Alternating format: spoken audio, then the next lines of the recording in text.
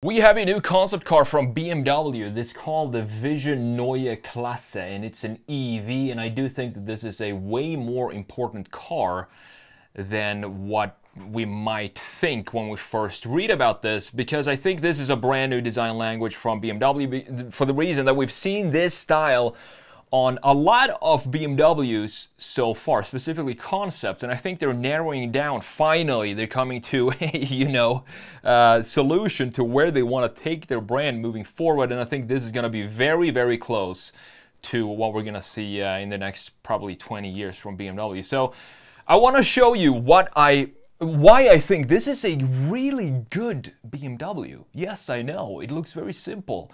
You might not understand why I would say this is a great looking BMW, but I'm gonna make my case and I'm gonna show you exactly why I think this is actually a really good design. But before we do that, there are also a couple of things that I absolutely cannot stand with this car, so I'm gonna talk more about that as well. So before we jump into Photoshop, let's have a look at this article from Car and Driver. As always, linked it down in the description if you want to go and check it out. So previewing a future 3 Series sedan, the Vision Neue Klasse concept pays homage to the iconic 2002 while adding more tech and a more energy efficient battery electric drivetrain.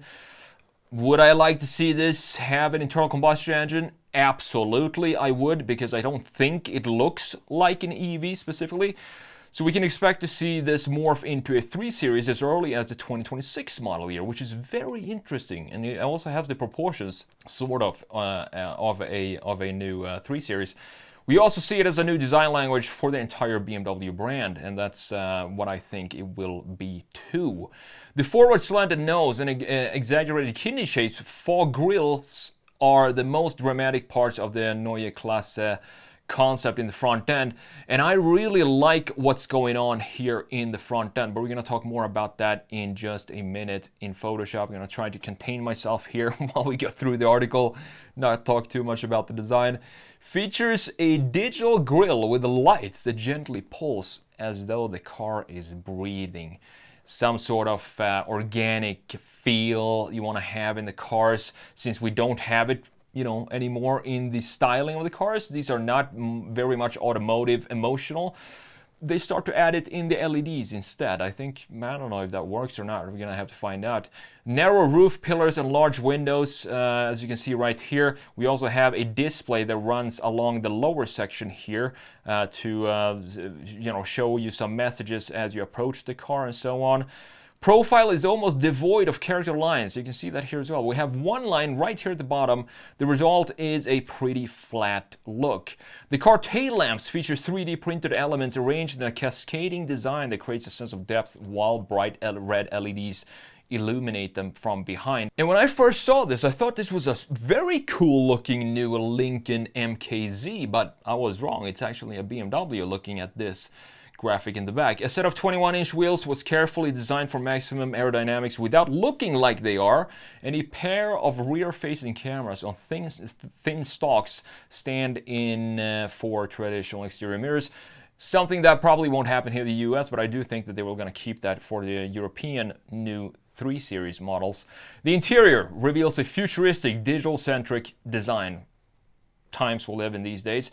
A large black panel that runs the width of the dashboard along the base of the windshield illuminates what BMW's next generation's iDrive interface, and you can see that right here, and it looks quite slick. That is incorrect. This looks pretty dead. You also have a center display still within reach of the driver's right hand, which you see right here, looking very Tesla-like. Not a good thing. The Neue Klasse concept also offers a head-up display. BMW says buyers can expect to see this specific feature, the head-up display, in the production version, and that's I don't know why that would be surprising. We have head-up displays in a lot of models today. Kia EV6, 3D, BMW augmented reality, of course, is going to be in the production version. A floating center console divides the cabin, and the multifunctional steering wheel features not only a flat bottom but also flat top and flat sides. So we are now steering the cars with a rectangle. An 800-volt system uses a new battery design with 20% higher energy density combined with improvements in aerodynamics, higher efficiency electric motors, and a better thermal management. BMW says the range can be increased by up to 30%. Not bad at all. So with that said, we talked about the spec and tech. Let's jump in and talk about this design. I have a lot to say about this, and I also want to, the main thing here is going to be why I think this is such a cool exterior design. We're focusing on the positives here, and that's going to be the exterior. When we go into the interior, that's going to be a completely 180 from me. I'm sure you know that already, but have a look at this front end. This looks very cool. Now, the reason why I think this is a good BMW design, because think about it like this. What are the key elements that we have in BMWs? Going back to, you know, the 50s and the 60s, what are the key elements? Usually we have two round headlights units.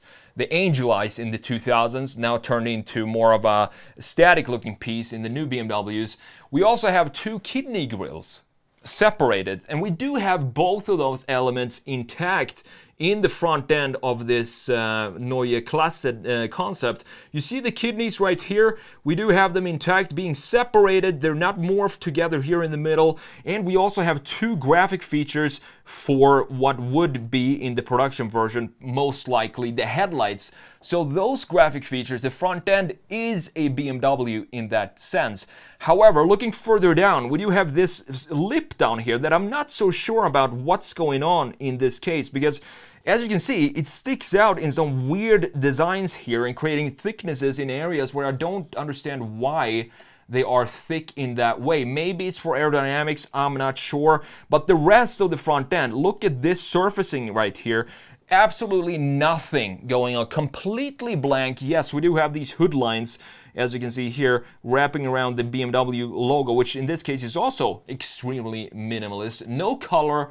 It doesn't even look like it has some sort of texture to it. It's just stamped onto the hood. So minimalist, removing a lot of identity from cars. That's where we're headed, unfortunately, in some cases. And then you have these lines that are coming back a little bit down here in the bottom. I do really like this graphic feature that is the grille slash headlights in this design, because I think it has a very cool 3D effect. You can see that here. It's like a mirror back here, so it looks like it's a deep grille that goes way into the hood, but that's just a visual trick that they play with you with these mirrors, probably some mirrors that they have back here. So the front end to me looks pretty interesting to me. I do wish we did have some, you know, a little bit more styling and lines in the front end, and not so stripped down, completely bare bones like we have here. But I've said this so many times before, this is where we're heading. We're heading towards very, very simple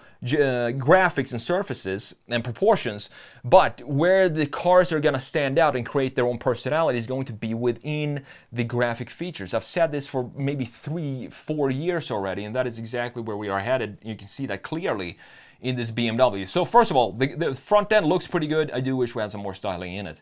Now, looking at the side view, this is by far my favorite view of this car. I love these proportions because it doesn't look like an EV, and it definitely reminds me of the 2002, which they say is the inspiration, part of the inspiration for this design. And I do love the clear three-box design that we have here. The side view can be very clean. I don't mind that, but we need to have some clear graphics in the front and in the rear, which we're going to talk about in a second, the rear graphics and what's going on there, to create this brand identity that is lacking in the surfacing these days. I also do love that we have this single line that cuts through the entire car and have a nice line flow, because it follows the exact same line that comes back right here in the back, and as you can see, it follows the same line that goes into the front end. And have a look at this beautiful 60s angle and sharp corner that we have in the front end, looking super nice and crisp. And as I said, it doesn't have the bubbly EV proportions, but it still has a very good range. As they say, they've worked on the technologies so they can start making cars that doesn't look like a bean with two wheels on it. Instead, we can have some more identity in the design itself. Now, what are the key graphics for a side view of a BMW? First of all, it is, in my opinion, for a three-box design, a sedan needs to have these 3 boxes that we have intact here. We also need to have the Hofmeister kink, and as you can see, it is also intact pretty clearly here. They don't try to hide it in this concept, which I am glad to see, looking very nice. And then you can see that the A-pillar almost goes into the front axle, the center of the front axle. That's where you can see that this is probably an EV by cutting that A-pillar down, moving it forward, and see if it hits this point or not. If it goes above it, usually those are more like EV proportions, just like we have here. I also do like these 21-inch wheels. These do not look like EV wheels to me. They look very modern and at the same time pretty simplistic, because if you blur your vision like this, it almost looks like only a simple 5-spoke design. And I think it looks great specifically for an EV. And you can see that this pattern, star pattern or whatever this is, continues here in the side skirt. Most likely a lot of recyclable materials to create these sort of textures. However, one detail here in the rear, so let's remove this for a second. In the rear end, we have this same angle here. So you have this slanted angle. What I would like to do here to work a little bit better on the proportions is to push the lower section further out. So let's see if we can do something about that real quick. So let's go in here and do exactly what I said. So stretch the lower section out, because I don't want to have the same angle in the rear right here like we have in the front, this slanted angle. I want to have it be a little bit more volume in the rear end, and I think just stretching this out just a tiny bit like this will actually help with that feeling that I have that it lacks a little bit of volume in the rear. So just something like this, very, very subtle, but I think having this compared to this, you can see that it's more straight now, and a straight cut point. We still have a sharp corner up here in this area to create a nice end point for it, but instead of having the slanted angle like we had before, we now have more of a vertical line in the rear. And personally, I think that tiny little change you can see before and after here makes a huge difference for this design. Now moving down to the rear view, and this is something I don't understand with this design, because we talked about the front end here having a pretty complex graphics in the front, and even the outline of the grille slash headlight here, it does have some curvature to it. It does have some styling to it with some different chamfers going around it with a sharp corner here. But in the rear, what they did is just create one single rectangle like this, and they called it a day. I want to have it be way more stylized, the outline for this. Create something that dips down maybe here, or maybe even have a curvature down here, or something to create a little bit more interesting feeling in the rear like we have in the front end. Why not have the same connection when it comes to the graphic treatment in the front like we have in the rear? This looks way too simplistic compared to the front end graphics. So what I would like to do is something simple, just something like this. So we have some graphics sticking down. I haven't done this, you know, integrated it really properly here, so it's not the best redesign, but I would just want to show you the idea that I have to create some sort of more elements, not just a rectangle in the back. I also want to reduce the length of these taillights. I don't want to have them stick all the way to this point. Instead, push them back further towards the end points, creating a better stance visually when you look at it, in my opinion. So here you have the before and the after. Just create some sort of, I mean, this might not be the best solution to have this stick down right here, and you can see that the lines in here doesn't connect with the top part, but just to show you the idea that I'm talking about, to have some sort of different designs here in the rear end, similar to what we have in the front end. Now, last but not least, the interiors of today's cars. What is going on here with these type of interiors? It just, to me, it might have some nice yellow colors, some cool pixelated graphics everywhere. Door handles looks to be, look at this, they actually put some different materials here on the door handles, it looks like. But honestly, these type of interiors just makes me depressed to see where we're headed when it comes to interior designs, because it's too simplistic. It has zero personality. And you know, we have this bar down here that is a display. Then you have this slanted display right here, looking very weird to have it in that position. And you have a squared off steering wheel, which I don't mind that much. It's interesting, I guess, to have something new. I mean, why fix a round steering wheel that we had for 100 years? I guess it's just because we have the urge to always innovate and always come up with something new, even though we have the perfect solution already right in front of us. And this is, you know, I'm not so against, you know, reducing the graphics of the exterior designs, because as I said, I think this is a really clean BMW. You can clearly tell it's a BMW, specifically from the front and the side, not so much the rear. As I said, this looks like a Lincoln MKZ to me. Just working a little bit more on the graphics there. And then we have the interiors. The interior, this is where you're going to spend most of the time. Of course, like 99% of the time when you're around the car, you're going to be inside of it.